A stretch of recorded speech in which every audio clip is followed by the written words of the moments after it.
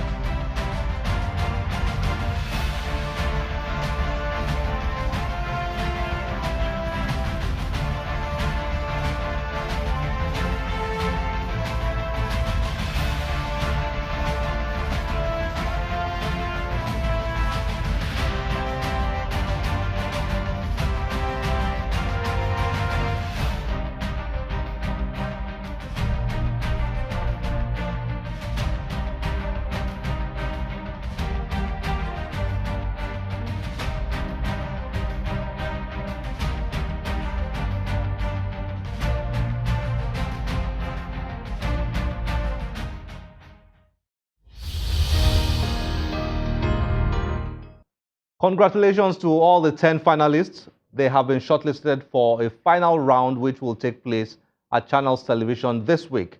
The judges will, on the day, pick the best 3 students who will be fully sponsored on a trip to Dallas, Texas, USA in October 2019. Let's round up this episode with a reading from Leye Adenrele, author of the acclaimed novel Easy Motion Tourists. Enjoy his reading. Here is a passage. The passage I'm going to read is about Guy Collins, a British reporter in Nigeria for the first time. And he's just been arrested. He's just been picked up in front of a bar where a dead body was dropped. It was a witness filming at the scene, so the police are taking him back to Bar Beach Police Station for questioning. And this is Chapter 9 on page 46. Let's face it, I'd got into a car with men who didn't exactly say they were the police, didn't read me my rights. I hadn't asked for ID, we were racing to God knows where, and no one knew they had me.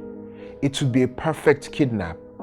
I thought of my boss getting a ransom demand and replying with a letter telling me I had been sacked. In the dark cabin, I tried to see the face of the man talking to me, and I listened to his voice, not to what he was saying, but to how he was saying it. Was he keeping me calm till it was time for the blindfold? Was he weighing up whether I already suspected that I was in the middle of my own abduction? I was alert like I'd never been before. The thought of being kidnapped, I discovered, does that to you. I studied him, and finding nothing on his face to interpret as a clue, I listened to what he had to say. He told me that the dual carriageway on which we traveled, Ahmadu Bello Road, was once a beautiful beach dotted with palm trees. Bar Beach, he called it.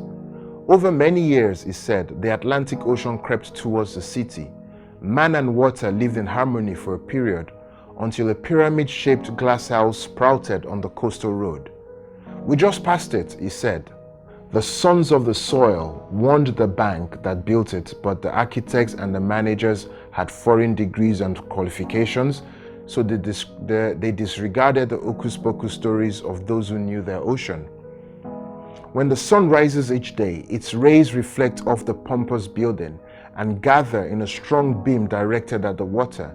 This dazzles the water goddess's eyes, the natives warned, which is why even little children who know better than to play with mirrors close to the waves stay away from it.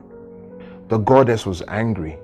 The bankers wouldn't tear down their building or replace its splendid glass with sheets of wood. The goddess decided to take the matter into her hands. With a regularity that could only be spiritual, the ocean began to flood its shores violently. The government hired engineers who called it encroachment.